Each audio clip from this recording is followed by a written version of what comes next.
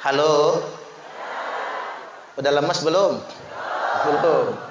Tadi pas betul. Ayat yang dibaca oleh ustazah kita tadi, itu memang ayat song-song Ramadan. Ayat itu memang terkait dengan menyambut bulan suci Ramadan. A'udzu billahi minasyaitonir rajim.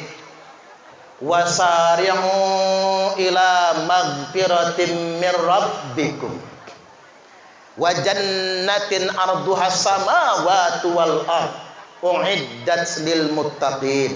Ini song-song Ramadan.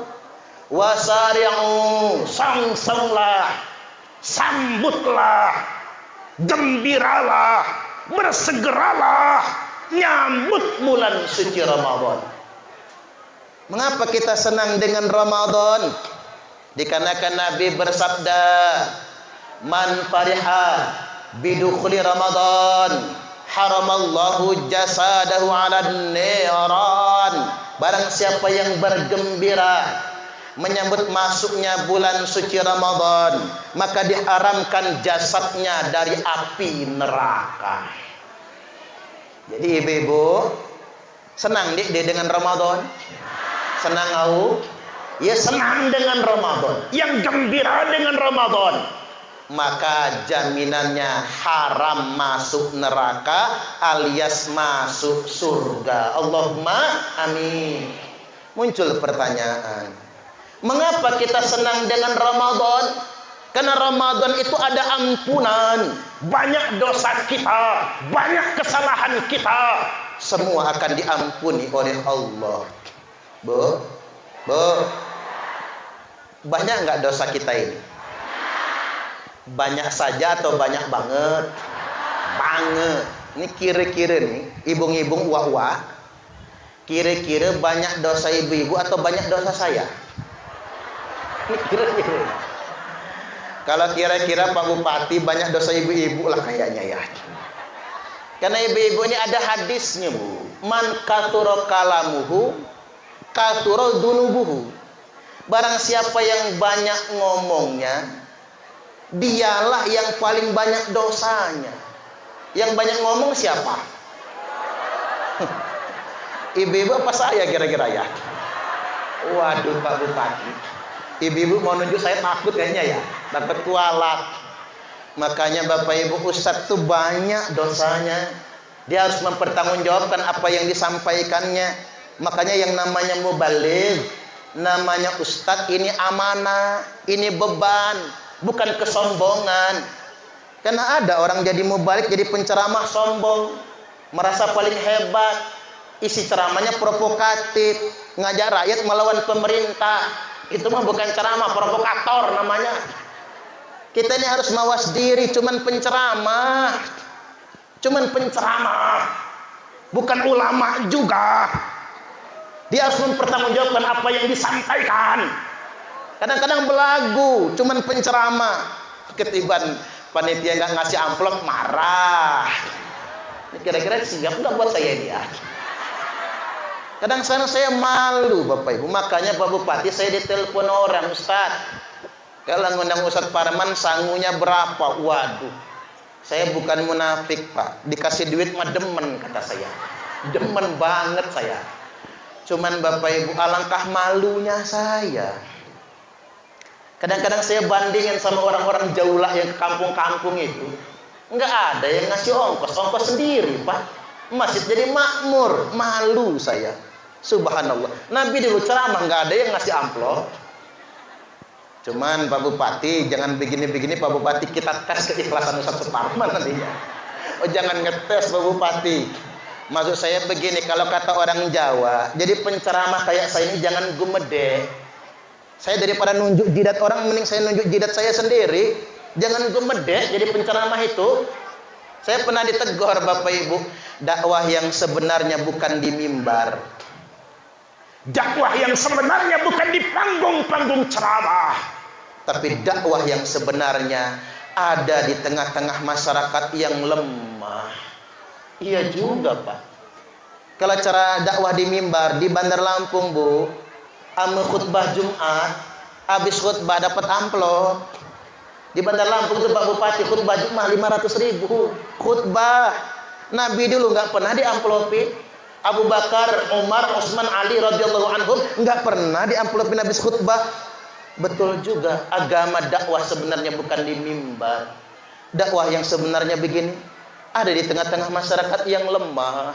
Kita berbagi dengan sesama, yang bergaji berbagi, yang punya tabungan memberi. Setuju nggak kira-kira? Apalagi masa pandemi. Woi, gara-gara pandemi ini jemetalang, pintar gale bahasa Inggris. Diam di rumah, stay at home. Sekolah dari rumah, home schooling. Ngajar dari rumah, home teaching. PNS kerja dari rumah, home working. Buruh harian dirumahkan tidak digaji, home pimpa. Alaihum gambreng.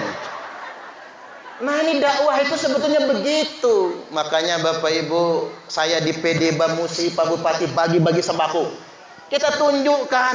Kalau cuma dengan ceramah, namanya ceramah. Kita tunjukkan dakwah sebenarnya begini. Kita bantu. Alhamdulillah Pak Bupati PD Bamusi melalui DPD Bamusi Provinsi Lampung mengadakan bersih-bersih masjid 1000 masjid di Provinsi Lampung. Biarkan orang kita tuduh apa-apa, kita bersih masjid. Yang pertama kali kita bersihkan Pak Bupati jamban, toilet masjid. Orang nggak mau yang kotor-kotor, kita bersihkan yang kotor-kotor. Karena dakwah yang sebenarnya ya begitu memang. Ada di tengah-tengah masyarakat yang lemah. Mari kita saling membantu satu sama lainnya. Saya membaca di caption di media sosial bunyinya begini. Orang kaya balik umroh dengan alasan rindu rumah Allah. Padahal Allah lebih rindu dengan orang kaya yang berbagi dengan fakir miskin. Betul tidak kira-kira?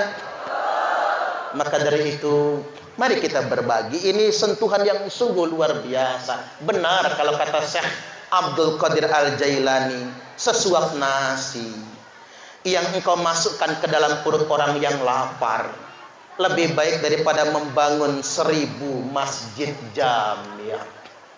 Kalau orang bikin masjid mewah, orang paling ngomongnya apa? Wow, masjidnya mewah. Tapi kita, kalau kita membantu orang miskin, ada janda, ada di janda di sini. Banyak ya. Janda-janda ngacung.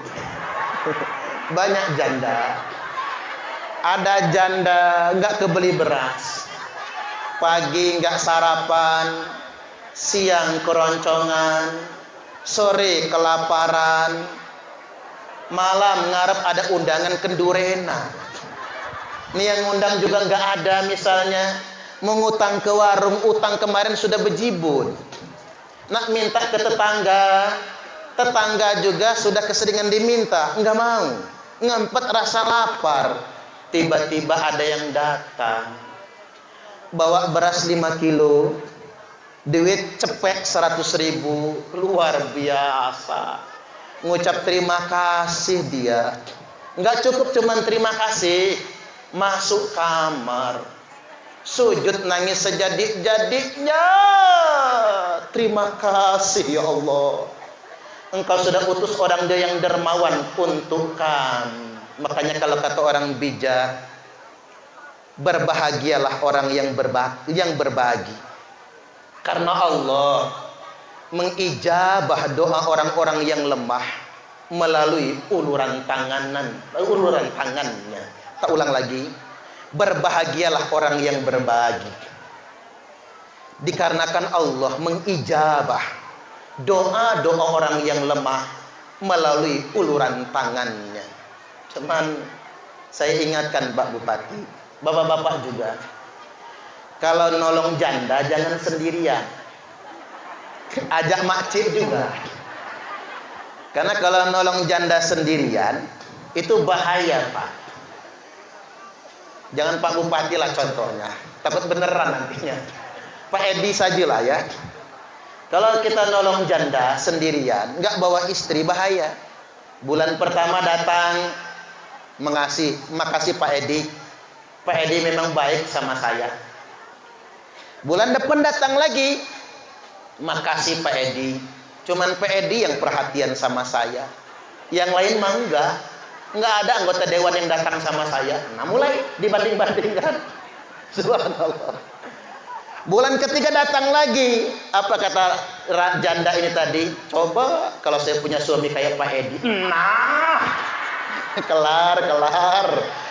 Ya, iman goyah juga pada akhirnya. Jadi balik lagi Bapak Ibu rahimakumullah ke ayat yang saya bacakan tadi. Wasari'u ila maghfiratin mir rabbikum. Bersegeralah kalian semua menuju ampunan dari Rabb kalian, ampunan dari Allah. Wa jannatin arduhas samawati wal ardh. Yang kedua, mengapa kita gembira sama Ramadan? Ada surga yang dijanjikan. Yang surga itu seluas langit dan bumi.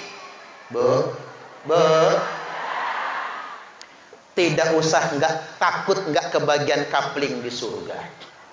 Karena surga itu seluas langit dan bumi.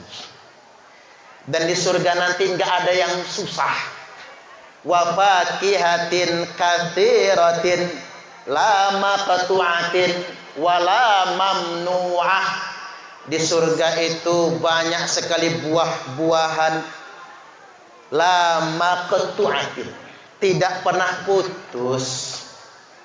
Dipetik duriannya nongol gantinya. Panen dukunya nongol gantinya. Ngambek pisang nongol gantinya. La maqtu'ah, tidak pernah terputus. Wala mamnu'ah, dan tidak dilarang, bebas. Nanti semua buah-buahan di surga itu akarnya di atas, buahnya ke bawah. Dan ibu-ibu makan banyak di sana nggak akan kegemukan. Beda dengan di dunia ini, makan banyak melar. Persis kayak dikasih baking powder, melar, ngembang. Dan kalau di surga itu ibu-ibu tidak ada yang buang air. Walaupun makan banyak, kencing tidak, temising dek deh. Ama di surga temising bingung malaikat buat WC-nya. Di surga dek bedia, dek dengatik WC itu. Jadi bebas di sana nantinya. Ya tufu alaihim wildanum mukhalladun. Di surga itu kita akan dilayani oleh wildan pemuda surga, ganteng. Nama kata kita bidadara, ganteng. Ada yang ganteng kayak Cristiano Ronaldo, ada yang gantengnya kayak Sahir Syekh, ganteng. Cuman nggak homo Pak, nggak homo. Nanti mikirnya homo lagi ya. Bi aqwabi wa abariqa wa ka'sim min ma'in. Bi aqwabin wa abariqa wa ka'sim min ma'in. Melayani manusia dengan seloki-seloki, dengan gelas-gelas, dengan teko-teko yang diambil dari sumber mata air. Kayaknya aku nak bertanya, di Lampung Barat ini ada air hitam. Itu memang airnya hitam, Bu. Hitamnya airnya tuh. Oh dek, namanya saja. Awalnya kalau air hitam, air hitam kopi namanya. Air hitam. Nah di surga nanti Bu ada sungai madu, ada sungai susu. Di surga itu ada sungai khamar, segala mereknya ada. Ada sungai tuak Bang Horas dari Medan. Ada sungai bir bintang. Ada sungai anggur pegur. Jadi di surga itu nanti semua khamar itu halal. Termasuk di surga ada sungai kopi. Kopi Liwa Lampung Barat. Itu yang terkenal kan? Ada sungai kopi. Kalau nggak percaya nanti berangkat ke surga. Ada sungai teh. Semuanya ada. Yang halal di dunia, yang haram di dunia, halal di surga. Jadi ada ibu-ibu bertanya, Ustaz, ame babi halal di surga? Halal Bu. Nanti di surga ada rendang babi, ada sate celeng. Bahkan di sana tuh narkoba juga halal. Termasuk juga begini Bapak Ibu. Bapak-bapak nih, kan ada bidadara tadi Pak. Ada ibu-ibu yang gadis tua di sini. Oh dia yang gadis tua, jangan khawatir. Di surga ada bidadara. Nah kalau buat bapak-bapak, di surga itu ada bidadari. Wa hurun 'ain. Bidadari bermata jeli.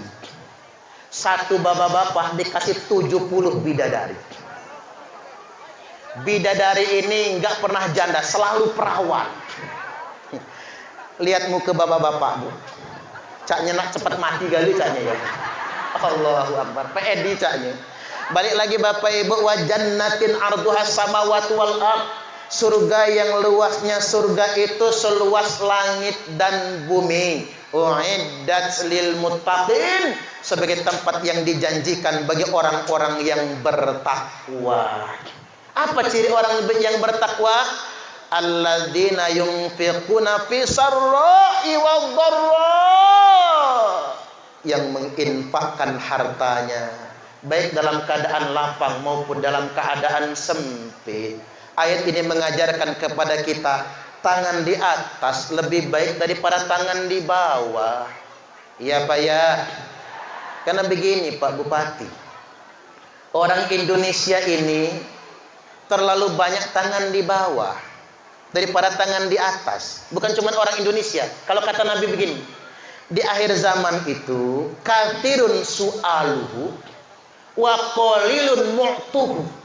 Di akhir zaman ini terlalu banyak yang nada, terlalu sedikit yang ngasih. Ini zaman sekarang.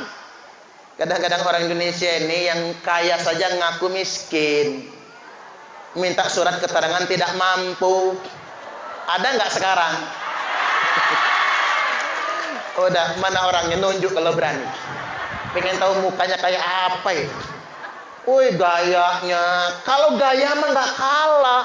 Baju mewah, tas ganti-ganti, kerudung merah, masker merah, tasnya merah, kerudung hijau, baju hijau, tas hijau, kaos kaki hijau, sendal hijau. Oh HP nak bagus-bagusnya Android, ketiban selfie, mulut mengot, pakai 2 jahi. Tahu artinya dia Bu? Jadikan aku yang kedua. Itu artinya. Pakai selfie, makan di rumah makan Padang selfie, jalan-jalan ke Kampung Pinus selfie, jalan-jalan ke masjid atas awan selfie, ke kebun raya Liwa selfie, ke Bandar Lampung Kampung Vietnam selfie, ke pantai selfie. Dibilang melarat, marah. Nggak dapat BLT, ngamuk.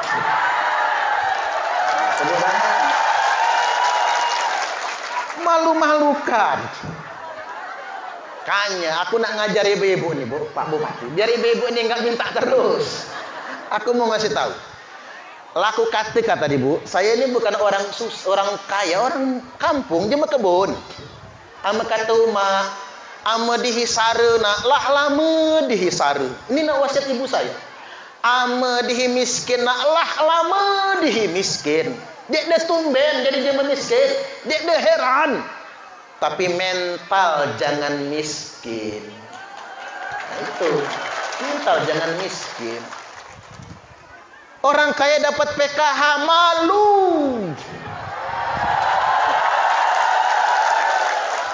Kasih sama yang nggak mampu. Jangan malu-maluin. Jadi ceritanya begini, ini buat bagi pengalaman. Tahun 2008, saya itu ceramah, saudara sering ceramah di kantor gubernur. Jadi saya dekat sama PDI itu sejak Pak Sahrudin. Ini ceramah di kantor gubernur. Jadi dari Pemda itu ditawarkan, Pak Ustadz mau umroh? Ya mau dong, kata saya. Ya diurus persyaratannya. Di antara persyaratannya ada surat keterangan tidak mampu. Nah ini masalahnya. Kata saya, Pak, boleh nggak pakai surat keterangan tidak mampu? Yang nggak bisa persyaratan. Atau gini aja, habis saya setor suratnya saya ambil lagi. Udah apain? Mau saya bakar. Lu ngapa? Biar nggak permanen. Nggak mampunya ini. Oh nggak bisa Pak Ustadz. Ini pemberkasan. Akhirnya saya nggak jadi. Nggak jadi daftar umroh hanya gara-gara saya tidak mau buat surat keterangan tidak mampu. Apa saya kaya? Tidak. Tahun 2008 itu Bu, saya masih ngontrak. 7 tahun ngontrak. 3 kali diusir dari kontrakan. Itu 7 tahun ngontrak. Saya baru kebangun rumah itu 2012. Saya punya cuman motor. Motornya mereknya FitX. Suprapit Ladis kan? FitX. FitX itu dikasih Haji Khairuddin. Gara-gara saya ngajar ngaji naik sepeda. Saya ini sama dengan Ustaz Danang, mantan marbot MM. Sama. Jadi masjid beliau itu dekat sama daerah saya, dekat dulu waktu di Bandar Lampung. Jadi Bapak Ibu, motor dikasih orang, bukan sok kaya. Cuman karena saya masih muda. Takut permanen surat keterangan tidak mampu itu nantinya. Nggak jadi umroh. Gara-gara nggak mau bikin surat keterangan tidak mampu, tapi ajaib. Sebulan kemudian langsung dilunasi orang kaya, berangkat haji 35 juta. Alhamdulillah. Makanya ibu-ibu mulai sekarang jangan lagi buat surat keterangan tidak mampu. Waduh, perhatiannya senang semua ini kayaknya. Allahu Akbar. Artinya tapi ada nasihat Mbah Maimun Zubair bahwasanya yang nggak boleh ngaku miskin itu kalau umurnya masih di bawah 42 tahun. Karena umur kaya itu 35 sampai 42. Kalau 35 sampai 42 kaya, bakal kaya selamanya. Tapi kalau 35 sampai 42 melarat, primo melarat. Tapu lagi nak dipikirkan. Jadi kalau Bapak Ibu umur sudah 42 ke atas memang miskin, buatlah surat keterangan tidak mampu. Buat enggak apa-apa. Tapi kalau umur masih 42 ke bawah jangan. Nanti jadi doa. Yang kedua yang boleh buat surat keterangan tidak mampu, anak yang masih sekolah untuk biaya sekolah, yang masih kuliah untuk biaya kuliah, kan bidik misi itu. Beasiswa bidik misi, kartu Indonesia Pintar itu harus ada surat keterangan tidak mampu. Kalau untuk anak sekolah boleh. Selain itu saran dari saya kalau bisa jangan. Nah kita ini tangan di atas lebih baik daripada tangan di bawah. Insya Allah. Baik, saya lanjutkan Bapak Ibu. Yang kedua, ciri orang yang bertakwa itu wal kadhiminal ghaiz. Orang yang mampu mengendalikan amarahnya. Jangan gampang marah, jangan gampang ngamukan. Apalagi marah atas nama agama. Pakai sumpah-sumpah lagi. Ini saya mau kasih tahu ayatnya satu aja ini. Wala tuti' kulla hallafim mahin. Jangan pernah mau ikut-ikutan dengan orang yang mudah bersumpah atas nama agama, apalagi untuk tujuan politik, karena dia sedang berbohong. Tak kasih tahu. Kata Imam Syafi'i, jeme kalau mudah ngucap demi Allah, tanda dia budi. Tahu budi dia? Tanda dia bohong. Tanda dia berbohong kalau gampang ngucap demi Allah. Ini ilmu buat ibu-ibu. Makanya kalau bapak-bapak ngomong demi Allah mah papa nggak selingkuh, ketahuan dia bohong. Orang beriman kata Imam Syafi'i nggak mudah bersumpah karena dia takut dengan Allah. Cukuplah bersumpah itu saat dilantik sebagai pejabat, jadi camat disumpah, jadi bupati disumpah, jadi anggota DPRD disumpah, tapi jangan obral sumpah. Memang kita nggak bohong, tapi jangan obral sumpah. Kayak pedagang di pasar, demi Allah modalnya 100.000. Iya dia nggak bohong, betul modalnya 100.000, tapi jangan murah demi Allah itu, jangan murah. Lebih baik nggak usah diucapkan. Demi Allah itu sakral sekali. Makanya Allah ingatkan, Kalau ngelihat di media sosial, di TV-TV, orang yang gampang mengucapkan demi Allah, demo atas nama agama, jangan pernah percaya. Dia sedang memanipulasi agama. Kan pakai jubah Ustaz, ada hadisnya. La ya'rifuna al-ulama'a illa bi taubin hasan. Di akhir zaman ulama tinggal jubahnya. Bajunya gamis, pakai sorban, pecinya imamah. Ngakunya ulama, belum tentu. Karena kata Nabi, di akhir zaman ulama tinggal jubahnya, bukan isinya. Ulama yang sebenarnya tidak akan memprovokasi. Ulama yang sebenarnya tidak akan mengajak umat melawan negaranya sendiri. Setuju atau setuju? Kalau di Lampung Barat nggak nyampe lah, mudah-mudahan yang begitu. Ya kita nonton-nonton berita itu Bapak Ibu, jangan gampang terpengaruh. Nggak semua orang bicara agama itu sesuai dengan maunya agama. Nah yang berikutnya, yang ketiga ayat yang dibacakan ustazah kita tadi. Ciri orang yang bertakwa itu walafina 'anin nas, yang memaafkan kesalahan orang lain. Mengapa penting maaf-maafan? Kemarin nisfu Sa'ban. Nisfu Sa'ban itu tengah bulan Sa'ban. Segala dosa makhluk Allah diampuni. Fayaghfiru li jami'i khalqihi illa li musyrikin aw musahid.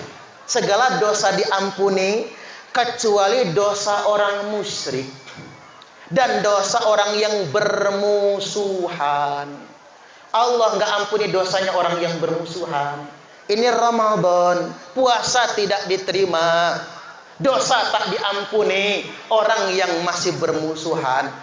Jangankan puasa Bu, sholat saja tidak naik sejengkal dari atas kepala kita bagi orang yang masih bermusuhan. Maka jelang Ramadan mari kita maaf-maafan.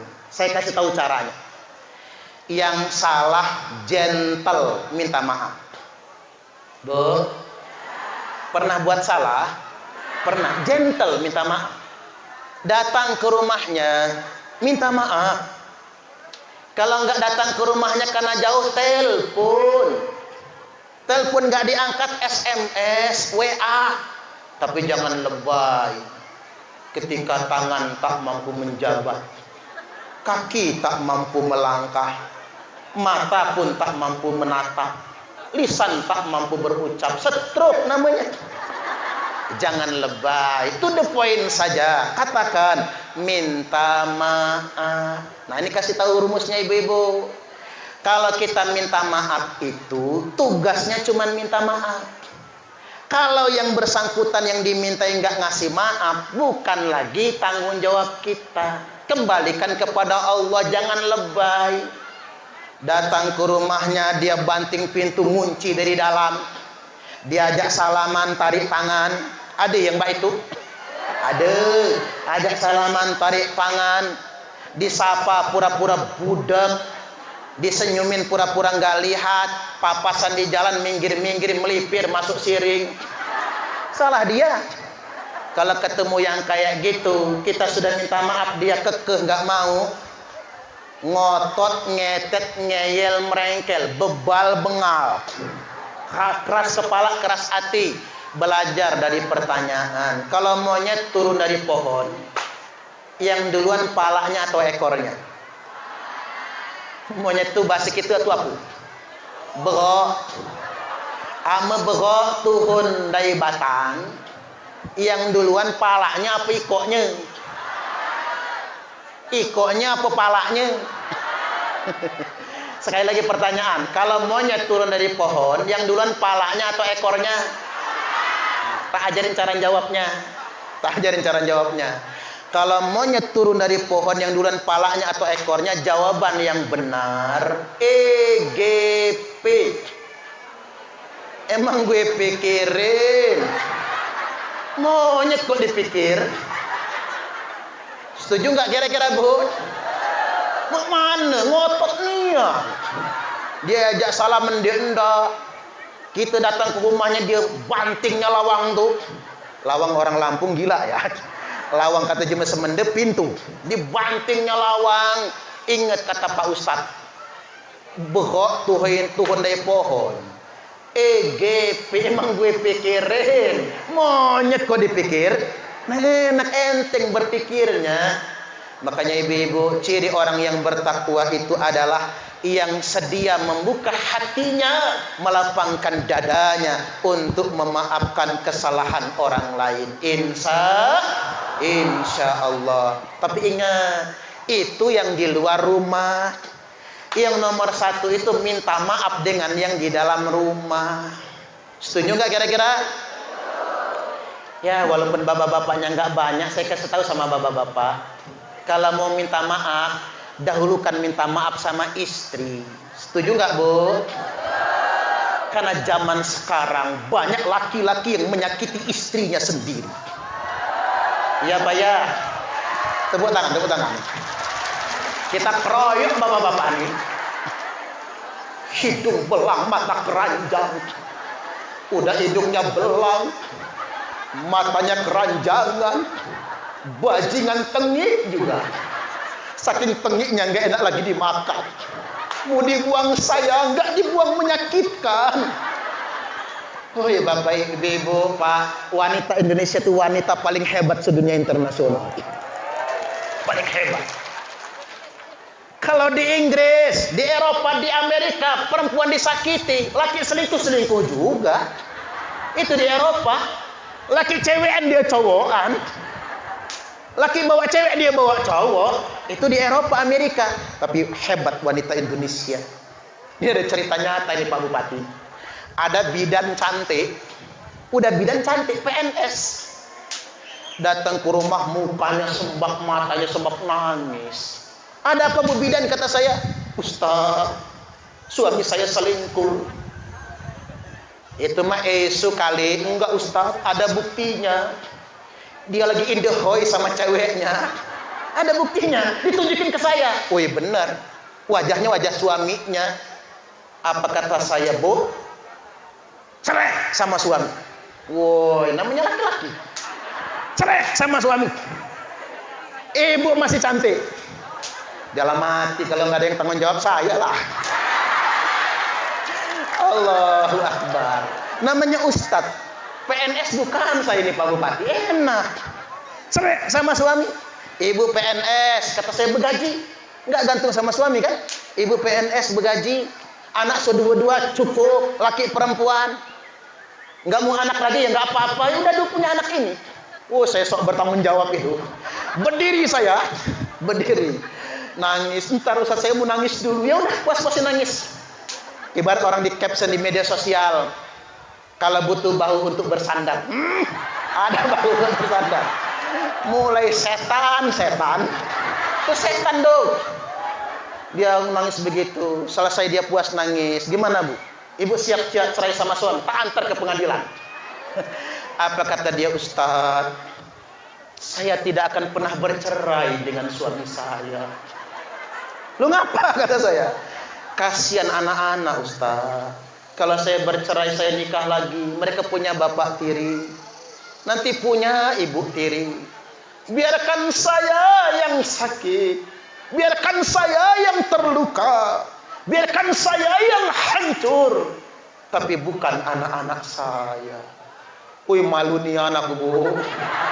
Malu nih anak. Langsung ngomong aku, Bu bidan maaf saya ke kamar sebentar. Malu semalu-malunya. Saya baru sadar Pak Bupati, itulah bedanya laki-laki sama perempuan. Coba kalau ibu-ibu selingkuh Bu, disepaknya pasti. Kalau nggak dibacotnya. Tapi kalau suami, istri bertahan Bu. Bukan karena terlalu cinta dengan suami, tapi demi anak-anaknya. Betul dik-dik? Betul. Makanya banyak janda Pak, duda mah jarang. Jajal duda mana ada. Ada di talang kita. Lah umur 70 tahun. Unggang-unggang. Nine tititin.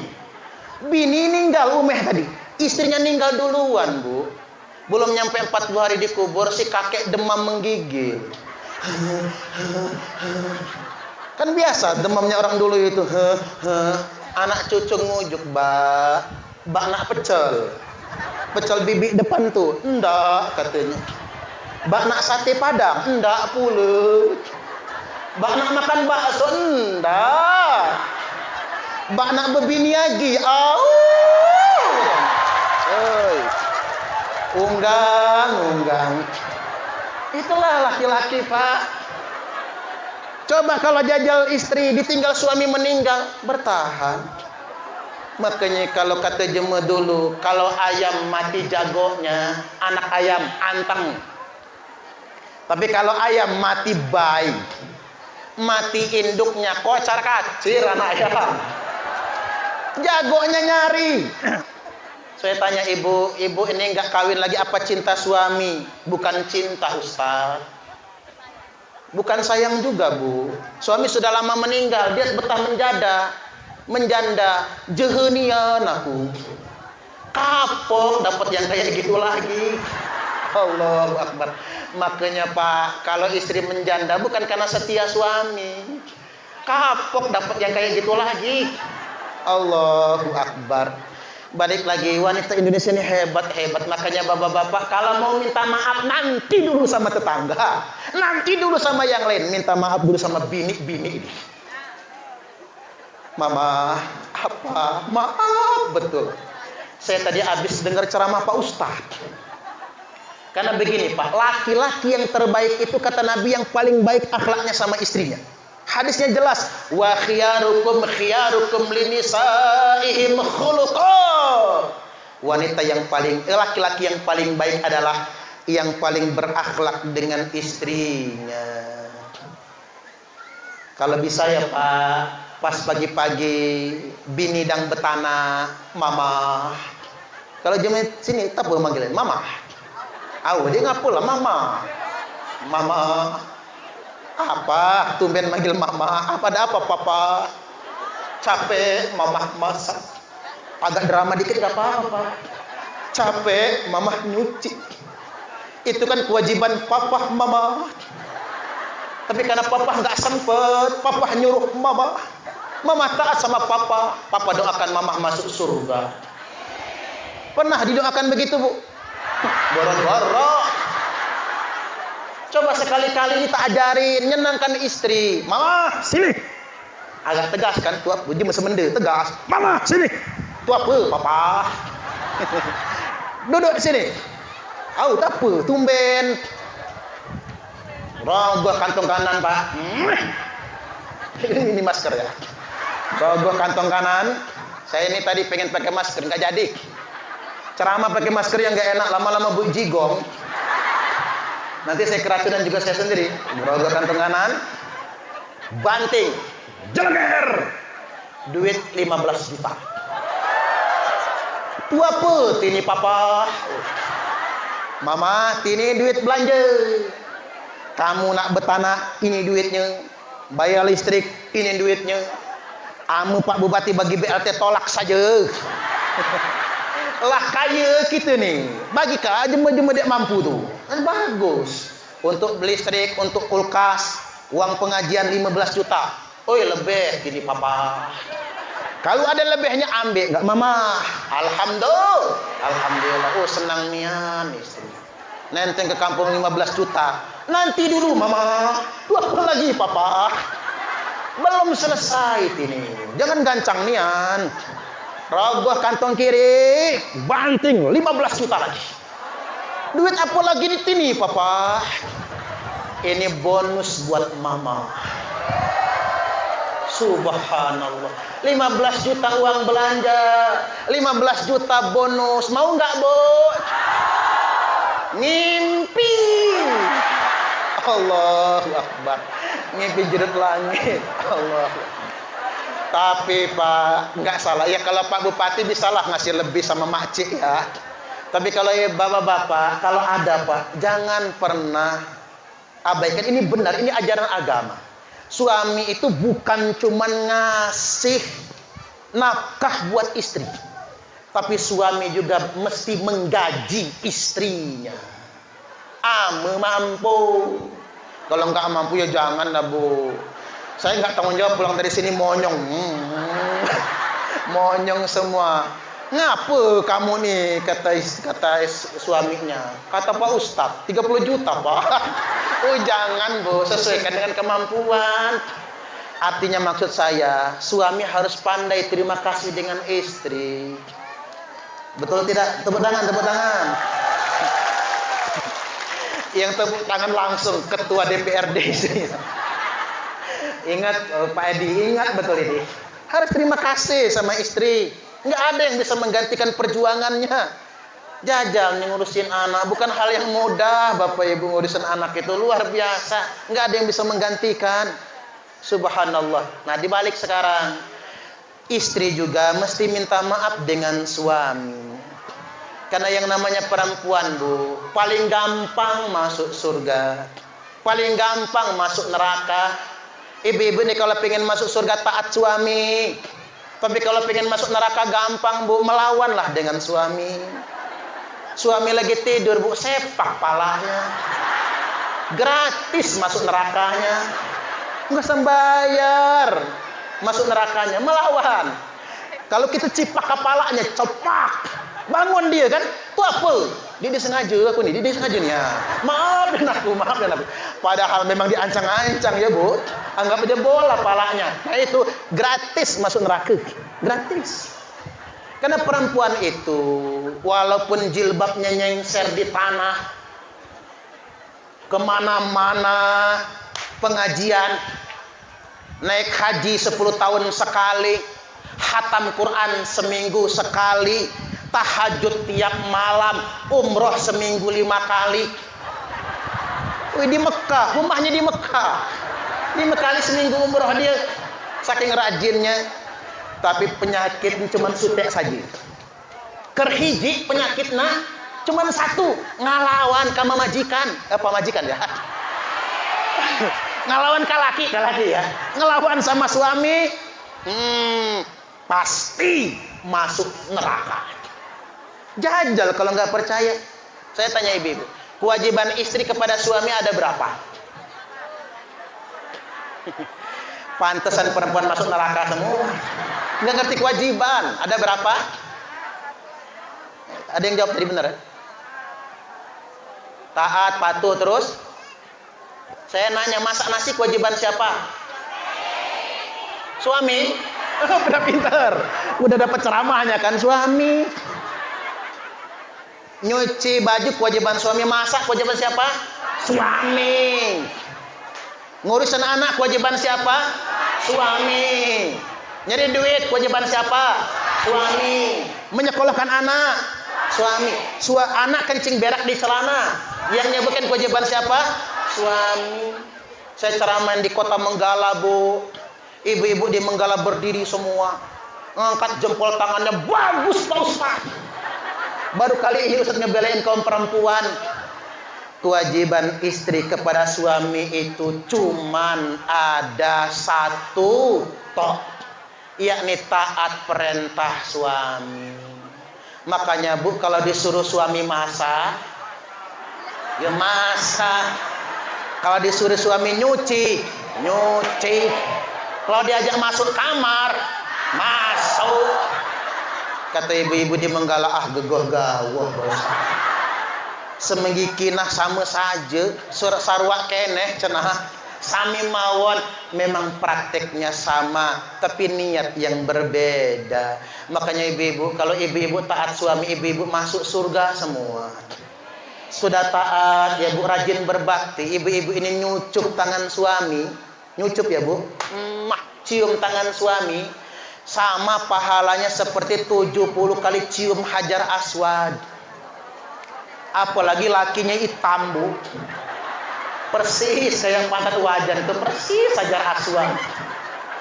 Makanya mepaca nak ngembek mantu, cari mantu jangan yang kuning, jangan yang coklat, jangan yang putih, yang hitam sekalian.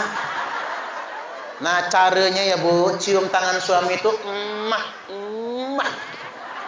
siap praktek, cium tangan suami. Ibu-ibu nyuci baju suami, ibu-ibu mendapatkan 1000 pahala, dicabut 2000 dosa. Coba berhitung Bu, kalau 10 baju suami sahih dicuci, Ibu-ibu mendapatkan 10.000 pahala, dicabut 20.000 dosa. Makanya Bu, kalau habis bikin dosa, nyuci baju. Bajunya sudah bersih semua, Ustaz yang bersih, cuci lagi. Tanya lakinya, "Pah, apa? Kolornya mana?" "Ku pakai lah." "Lepas Pak." Ternyata nyuci kolor. Enak Bu perempuan itu. Apalagi ibu-ibu rajin dandan buat suami, Bu. Kalau ibu-ibu dandan, niatkan buat suami. Ibu-ibu ini terbalik. Kalau nak kondangan lupa sarapan. Karena sibuk berdandan. Bedak sekotak habis. Abang bibir, lipstik merah niat. Ibu-ibu dandan buat suami. Tak ajarin ya Bu, biar mudah masuk surga. Ini hari apa ini? Nah, pas malam ini malam Jumat. Mumpung bulan Ramadan, persiapan. Ini malam Jumat, malam kele datang malamnya. Laki balik dayasina. Ruahan. Jeng jeng. Teng teng teng. Munaro, Bang Ocit pulang. Prepet. Woi, kode nih. Ibu-ibu langsung masuk kamar. Pakai baju yang lekton. Tahu kayak lekton, Bu?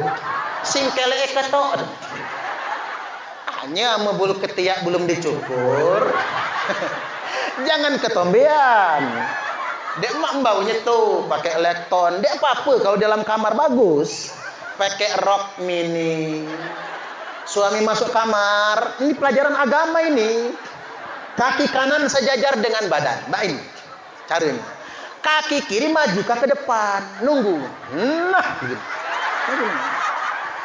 Tumetnya angkat. Jinjit. Nah. Ya kiri. Tangan Mbak ini Kak. Dagunya diangkat. Matanya membelah. Persis Meriam Bellina. Mbak itu pelajaran agama itu. Mbak mana? Baca ini malam kelima praktekannya. Bedak sekotak habisin. Minyak wangi sekujur tubuh. Tapi ibu-ibu ini terbalik, Pak. Kondangan pakai bedak. Arisan listrik, pengajian pakai minyak wangi, ketiban tidur sama lakinya bau balsem. Minyak angin campur autan. Mana bau terasi lah, bau calo. Ketiban suami tidur ngeliat bininya, matanya udah belean, hidungnya upilan, giginya jigongan, ngiler pula, rumput tetangga lebih hijau. Dandan buat suami, istri yang rajin dandan buat suaminya akan dijamin masuk surga. Allahumma amin. Sampai jam berapa ini ya? Dikit lagi ya. Nah berikutnya, nah ini yang terpenting, nasihat Pak Bupati tadi, yakni minta maaf dengan orang tua. Kalau orang tua lah mati, meninggal dunia, empun sedo, wafat meninggal dunia, ziarah ke kubur. Tapi ingat kalau ziarah ke kubur Bapak Ibu, baca Quran. Kalau bisa hataman 30 juz. Kalau nggak bisa sendiri, ajak santri Miftahul Huda. Tapi jangan gratis, dia capek itu. Buat apa panen kopi banyak gitu ya? Buat santri Miftahul Huda, hataman Quran dimakan. Kalau nggak sanggup 30 juz, surat Yasin. Kalau nggak sanggup surat Yasin, Al-Ikhlas 11 kali. Ingat 11 kali ya, Ama kita ziarah kubur, baca Al-Ikhlas 11 kali, Qul huwallahu ahad 11 kali, semua ahli kubur ngucap terima kasih. Hanya dia kedengaran. Kalau kedengaran tabur, nggak jadi orang ziarah, takut, merinding dari dalam kuburan. Seluruh ahli kubur ngucap terima kasih.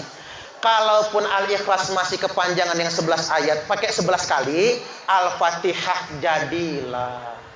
Ada jemaah Jawa, mantu ziarah ke kubur mertua, cuman bawa arit, sengkuit. Bersihkan rumput. Habis itu pulang, mertua panggil dari dalam kuburan, "Oi, mantu Edgan, saya nggak butuh aritmu. Yang kebutuhkan tuh bacaan Quran." Kita ini sering salah, Bu, ngijing kuburan jemetu. Nah, aku kasih tahu nih, ngijing itu nggak ada pengaruhnya buat orang mati. Nggak ada pengaruhnya. Silakan kijing yang paling mahal, nggak ngaruh. Apa kalau di kijing mahal-mahal dia joget dalam kuburan? Dek. Dan ingat, ngijing di pemakaman, taman pemakaman umum, tanah wakaf haram. Kalau nggak dapat izin dari nadirnya. Siapa nadirnya? Entah kades, kepala pekon di sini perhatiin ya. Perhatiin. Siapa nadirnya? Entah KUA, entah siapa yang ditunjuk, entah kiai, entah ustadz, harus dapat izin. Mohon maaf ibu-ibu, jangan belagak nian. Tanah kita bukan, nguburkan di TPU, hanya ngijing sekedar. Apa beli dia tanah tuh? Nah ini penting saya ingatkan, amekannya tanah kita dewek jangan dikijing sebelum minta izin. Paham? Ini hukum agama. Nah kalau pengen ngijing bagus-bagus, makamkan di tanah kita sendiri. Payah orang Indonesia ini kaya-kaya nggak punya tanah makam, kebunnya libah. Ini umeh saya nenek, umeh, ame aku mati, terti kan? Ame aku mati, aku ndak dimakamkan di badah jeme. Aku nak di kebunku diwe. Pokoknya ame kebunku dijual, dek selamat kamu hang. Disumpahin. Nah makanya Bapak Ibu yang punya duit, punya tanah lebar, siapkan tanah makam. Nak dibikin humah-humahan terserah di apa. Ada yang bertanya, Ustadz, apa hukumnya ngijing kuburan boleh? Dia haram, dia bid'ah. Makam Nabi dikijing. Sama bapak-bapak ziarah ke makam Nabi kan pacak ngintip di Masjid Nabawi itu. Ada kijing. Sama ibu-ibu dia pacak ngintip. Kayaknya kan dia boleh perempuan lewat depan tuh. Jadi ngintip ada kijingnya makam Nabi itu. Jadi ngijing tuh boleh kalau di tanah kita dewe. Mengapa Nabi itu boleh? Karena Nabi dimakamkan di kamarnya Aisyah, kamar istrinya. Makanya Bu, kalau sayang nian ngak laki, kalau laki mati Bu, kuburkan di kamar sendiri. Mau nggak kira-kira? Sorry kata ibu-ibu. Allahu Akbar, itu baru cinta sama suami. Jadi balik lagi ziarah kubur. Kalau kata Jemaah Jawa itu apa? Nyadran, nyekar, punggahan, kita minta maaf. Nah sama jemaah tua masih hidup, datangi orang tua, minta maaf. Kalau bisa cuci kakinya, kita cium kakinya, minta ridhonya. Ridho Allah fi ridhol walidain, ridho Allah ada pada ridho kedua orang tua. Betapa banyak anak zaman sekarang ini abai dengan orang tuanya. Kalau kata umat ini bahasanya, ame anak lemah, umak denak minta. Betul nggak Bu? Tapi kalau dikasih ya mau. Saya terjemahkan dulu, kan ada orang Sunda ya. Kalau anaknya kaya, anaknya senang, ibu nggak pengen minta. Betul nggak Bu? Tapi kalau dikasih mau. Tapi anak sekarang nih goblok sih Bu ya. Gimana nggak goblok? Pas sekolah tinggi sarjana memang merantau ke Jakarta, telepon ke Tebu. Ma, tu apa? Masih ada duit? Masih. Cukup. Ngomong saja Ma, ama nak dikirim, ku kirim kah Mbak Nahi? Dek nak masih cukup. Lo ngapain ngomong? Kalau mau kirim saja. Al kebangga budak ini. Bangga campur buyang. Payah ngomong nanya masih ada duit. Ya namanya umat budi nggak anak. Hidup susah, merantau di Bandar Lampung ngontrak, makan sare, makan lemak jarang, dapat besek dari tetangga, isinya rendang Padang, disuap ke anak semua kan? Disuap. Anak bertanya, "Mak, Mama nggak makan rendang." Apa kata emaknya? "Enggak, Nak. Mama nggak suka rendang." Padahal sambil nyuap bu, klep, oh nelan ludah. Umak paling pintar bohong sama anak. Buktinya umak saya, umakku, bapak ibu-ibu, nggak pernah ngomong nggak punya duit. Maka jangan pernah bertanya. Pasti dia nggak mau duit. Kita kasih duit juga, dikasihnya ke anak saya, kecucung lagi. Ma, ide nak lain ini dayaku ngejok cucu. Subhanallah. Umak saya itu masih ke kebun loh, Bu. Nggak bisa dilarang, Pak Bupati. Saya nggak mungkin, Parman anak durhaka, umak ini masih ke kebun. Nggak bisa dilarang, karena sakit dia kalau dilarang. Demam, sama di Jawa tuh. Masih, walaupun ngelah ngurang Mbak ini kan. Jadi pengen dia lihat kebunnya kayak mana.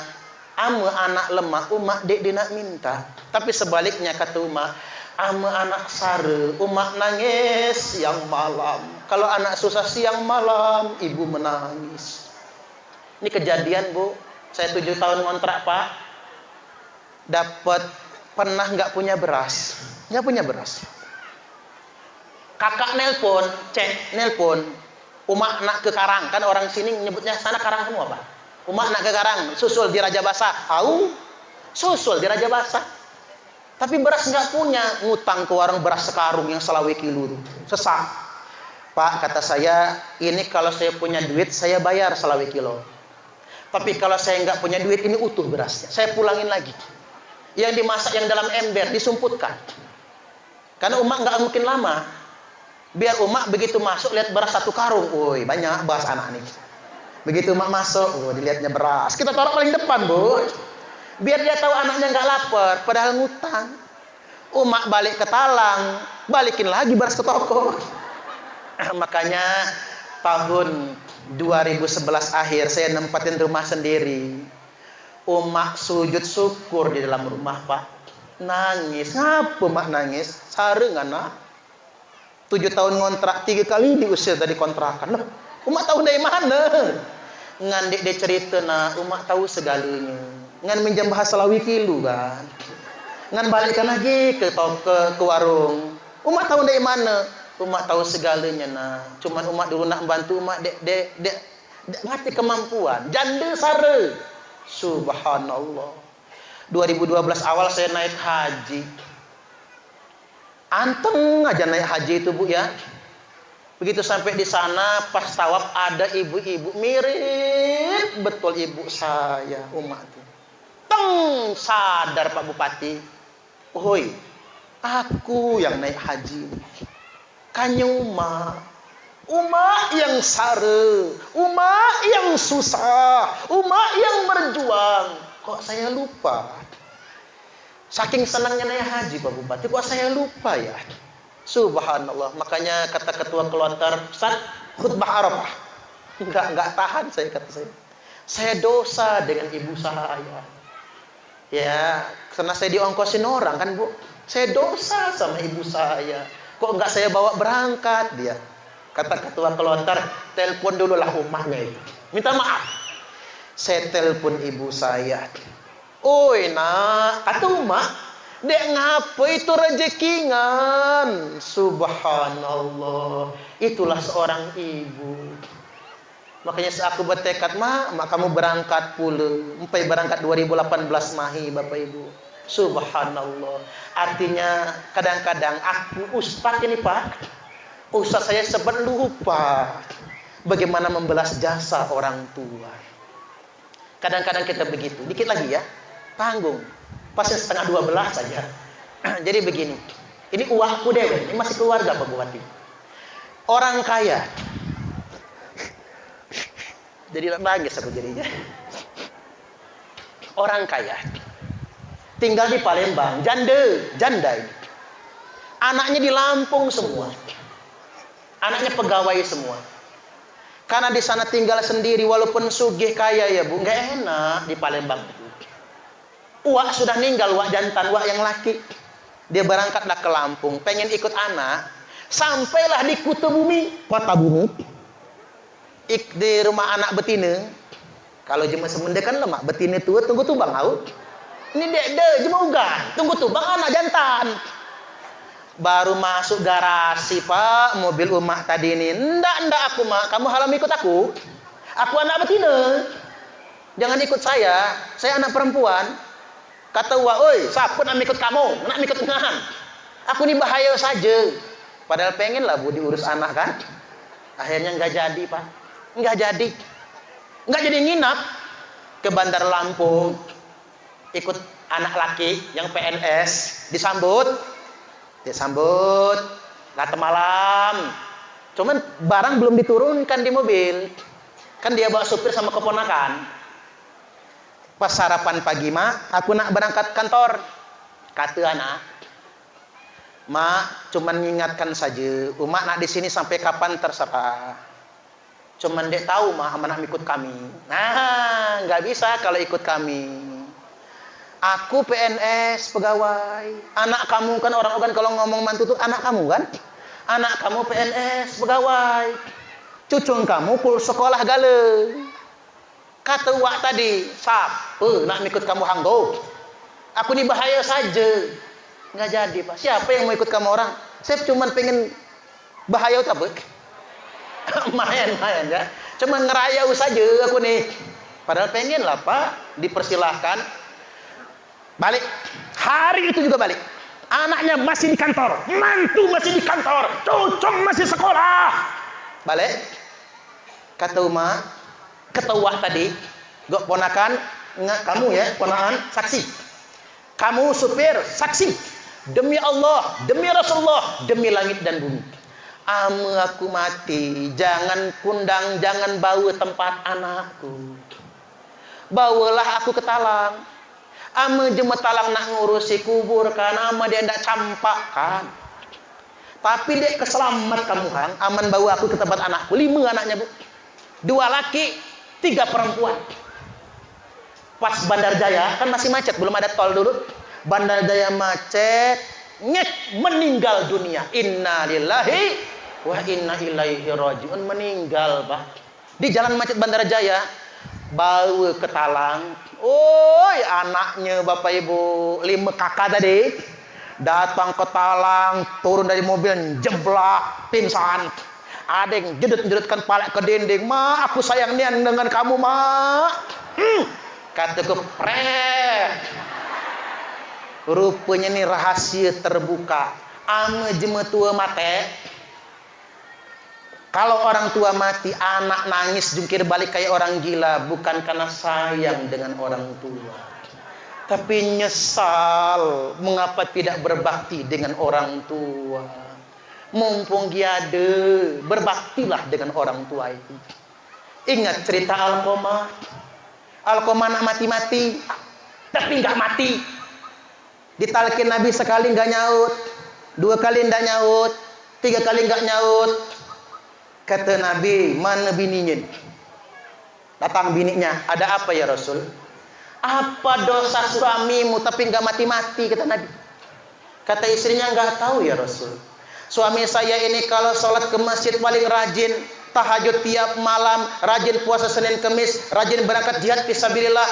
Kata Nabi, orang segini baiknya kok nggak mati-mati? Kata istrinya, ya Rasul, mungkin ibunya yang belum memaafkan kesalahannya. Oi, ngomong, kata Nabi dari tadi. Bilal, jemput ibunya. Jemputlah ibunya ke Waitebu, pucuk gunung lagi. Kan dijemput jauh ke Bandar Lampung kan caknya. Lama datang, Bu, kata Nabi, ini benar anak nih, anak ibu Alqamah nih. Au Nabi, anakku nianti nih. Alqamah ini nak mati ya Rasul. Iya ya Nabi, ya, Ibu, kata Nabi. Tolong maafkan dia. Kalau dia enggak ibu maafkan, Alqamah enggak bakal mati. Kata ibunya, demi Allah dan Rasulnya, saya belum bisa memaafkan Alqamah. Loh Bu, kata Nabi, ini kan anak ibu. Ibu yang ngandung dia, ibu yang melahirkan, ibu yang menyusui dan membesarkan. Justru itu ya Rasul, saya yang capek mengandungnya, saya yang sakit ketika melahirkannya, saya yang lelah menyusui dan membesarkannya. Tapi saya belum bisa memaafkan Alqamah. Emang apa dosanya Alqamah ya Rasul? Iya Bu, kata Rasul. Alqamah ini kata ibunya, tega-teganya mengusir saya dari rumahnya. Hanya gara-gara dia terlalu sayang sama bininya. Woi rupanya bini Alqamah ini model mantu yang gak sayang mertua. Ada gak zaman sekarang mantu yang gak sayang mertua? Mana jemanya? Mertua makan banyak, lihat maklum tuh makan banyak, beli beras juga enggak. Kalau begitu Bu, kata Nabi, saya maklum sekarang. Bilal, kumpulkan kayu bakar. Dikumpulkan kayu bakar, dinyalakan api besar-besar. Umat bertanya, ibunya bertanya, Rasul, apa gunanya api yang menyala-nyala itu? Minta izin Bu, Alqamah mau kami bakar sampai jadi abu. Kalau enggak dibakar sampai kiamat, dia enggak akan bakal mati. Ada yang menjinjing kakinya, ada yang menjinjing tangannya, dibawa keluar rumah, diayun-ayunkan ini. Sedetik lagi mau dilemparkan ke api yang menyala-nyala, ibunya nyembulung. Tahu nyembulung Bu? Ibunya teriak sekeras-kerasnya, lari mengejar Nabi. Ya Rasulullah, jangan bakar anak saya. Jangan sakiti anak saya. Jangan siksa anak saya. Dirampas tubuhnya Alqamah. Jatuhlah ke tanah, berguguran air mata sang bunda. Enggak usah ditalkin. Begitu air mata jatuh di pipi Alqamah, Alqamah langsung ucap 2 kalimat syahadat, wafat, meninggal dunia. Itulah kasih ibu yang tak berbatas. Kata orang gunung itu tinggi, tapi setinggi-tingginya gunung tetap ada puncaknya. Lautan itu luas sekali, tapi seluas-luasnya lautan tetap ada tepinya. Namun kasih ibu tidak akan pernah berpuncak. Kasih ibu tidak akan pernah bertepi. Kasih ibu kepada beta tak terhingga sepanjang masa, hanya memberi, tak harap kembali, bagai sang surya menyinari dunia. Segitu aja ya, capek ceramahnya. Baik, itulah dari saya Bapak Ibu. Saya tutup dengan pantun, kalau hidup terasa sangat menyakitkan tanpa kehadiran seorang kekasih. Cakep ge. Hidup terasa menyakitkan tanpa kehadiran seorang kekasih. Cukup sekian dan terima kasih. Tanpa kekasih hidup terasa hampa. Terima kasih dan sampai jumpa. Kalau ada sumur di ladang, bolehlah kita menumpang mandi. Kalau ceramah saya masih kurang, silakan ngundang lagi. Baik, demikian itu saja dari saya. Kurang lebihnya mohon maaf, dan kepada Allah Ta'ala mohon ampun. Wallahul muwaffiq ila aqwamit thoriq. Wassalamualaikum warahmatullahi wabarakatuh.